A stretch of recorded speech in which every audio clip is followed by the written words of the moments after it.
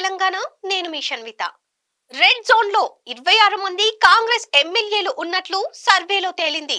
రాష్ట్ర వ్యాప్తంగా third part survey నిర్వహించిన రేవంత్ రెడ్డి కాంగ్రెస్ గెలిచిన 65 అసెంబ్లీ నియోజకవర్గాలతో పాటు ప్రతిపక్ష బీఆర్ఎస్, బీజేపీ ప్రాతినిధ్యం వహిస్తున్న ఇతర విభాగాలపై సర్వే చేయించిన రేవంత్ రెడ్డి ఈ సర్వేలో ముఖ్యంగా ఎమ్మెల్యేలు, ప్రభుత్వం పనితీరు, జిల్లా లేదా స్థానిక స్థాయిలో పరిపాలన, ప్రజల ఆశయాలపై దృష్టి పెట్టారు.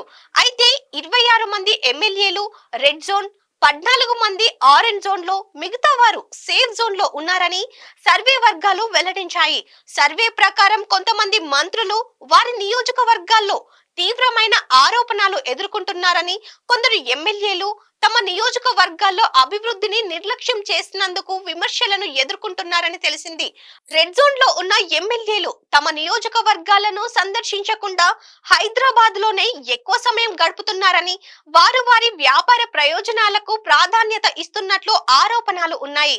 మరికొందరు కాంగ్రెస్ ఎమ్మెల్యేలు అక్రమ కార్యకలాపాలను ప్రోత్సహిస్తున్నారని ఆరోపణలు వినిపించాయి. వీరిలో 8 నుండి 10 మంది ఇసుక అక్రమ రవాణా, రియల్ ఎస్టేట్ వ్యాపారంలో పంక్తులు కలిగించే కార్యకలాపాలను ప్రోత్సహిస్తున్నారని సర్వేలో వెల్లడించారు.